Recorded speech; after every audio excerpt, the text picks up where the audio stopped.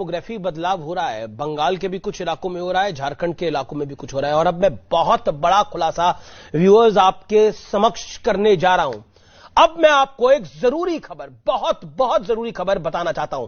इसे आप alarming situation भी कह सकते हैं।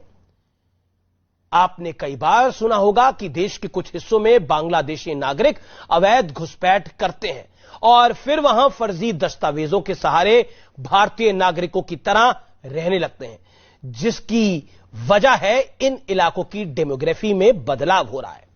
झारखंड के पाकुड़, कोडा, दुमका, साहिबगंज और जामताड़ा में आदिवासियों और हिंदुओं की संख्या लगातार घट रही है।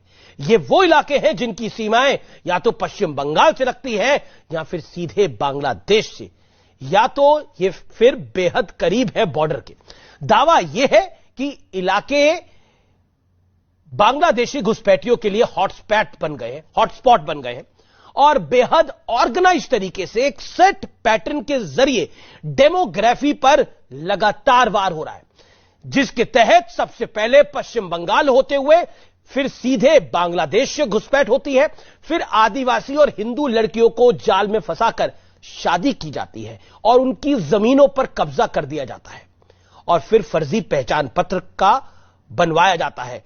सदा के लिए ये घुसपैठिए भारतीय नागरिक बन जाते हैं। इन इलाकों में बड़े पैमाने पर मदरसे भी खोले जा रहे हैं। इतना ही नहीं, कई जगह साप्ताहिक छुट्टी, जो वीकली ऑफ होता है, वो भी शुक्रवार कर दिया गया है। झारखंड के साहिबगंज से बीजेपी विधायक अनंत ओझा लंबे वक्त से घुसपैठ का मुद्दा उठाते रहे हैं। आज उनकी बात सुनना बहुत आवश्यक हो जाता है, बहुत जरूरी हो जाता है, क्योंकि ये वही अनंत ओझा है जिनकी वजह से 90 के दशक में 7500 अवैध बांग्लादेशियों के नाम वोटर लिस्ट से हटवाए गए थे। सुनिए जरा। सामाजिक आर्थिक बदलाव हुए हैं, कैसे शादियां हो रही है, शादी करके उसके पूरे संसाधनों पर ये लोग काबिज हो रहे हैं। इसकी सरकार एक पड़ताल करके अच्छे तरीके से और एक टास्क फोर्स गठित करके इस दिशा में पहल करे। अनंत ओझा के अलावा गोड्डा से बीजेपी के member of parliament Nishikant Dubey ने भी इसी साल फरवरी में लोकसभा में यह बड़ा मुद्दा उठाया था।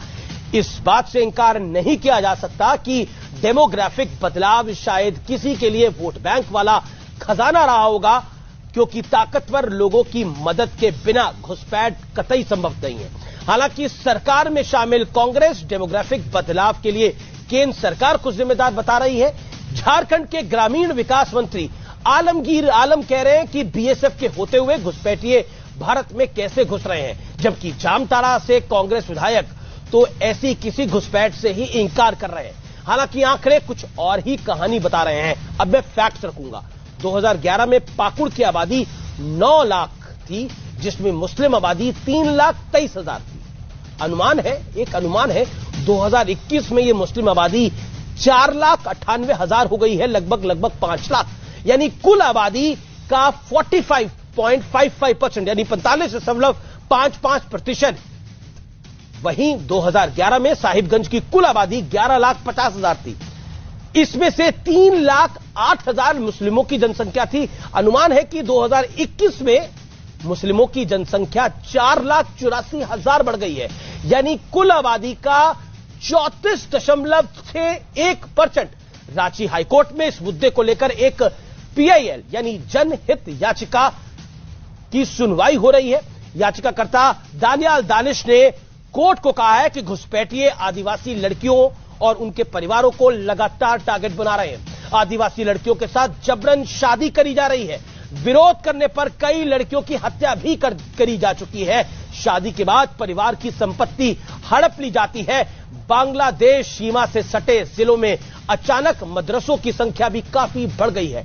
याचिकाकर्ता ने कोर्ट में 40 से ज्यादा ऐसे मदरसों की लिस्ट भी दे दी है, यानी प्रमाण के साथ, जो हाल ही में बनाए गए हैं। व्यूअर्स, ये खबर को हिंदू मुसलमान के एंगल से देखने और समझने की कतई भूल मत करिएगा, क्योंकि यह देश की आंतरिक सुरक्षा से जुड़ा बहुत अहम मुद्दा है। क्योंकि धर्म परिवर्तन हो या फिर अवैध घुसपैठ, यह भारत के लिए बेहद खतरनाक है। इसलिए सोचना और समझना जरूरी है कि इतना बड़ा खेल सालों से इतने सन्नाटे में कैसे खेला गया।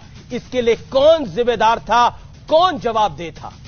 आज इस मुद्दे को आपके सामने रख के मैंने अपने कर्तव्य को निभाया है और मैं आपको यह वादा करता हूं कि इस खबर को मैं बिल्कुल नहीं छोड़ूंगा।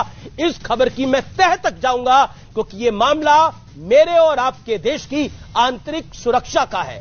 मैं बार बार बोल रहा हूं, यह देश की आंतरिक सुरक्षा के लिए बहुत बड़ा अलार्म है। एजेंसीज को इसके बारे में विचार करना ही चाहिए। और इस वीडियो को मेरा आपसे निवेदन है, जितना शेयर कर सके करे, क्योंकि देश के लिए को जागरूक बनाने के लिए यह वीडियो बहुत बहुत जरूरी है।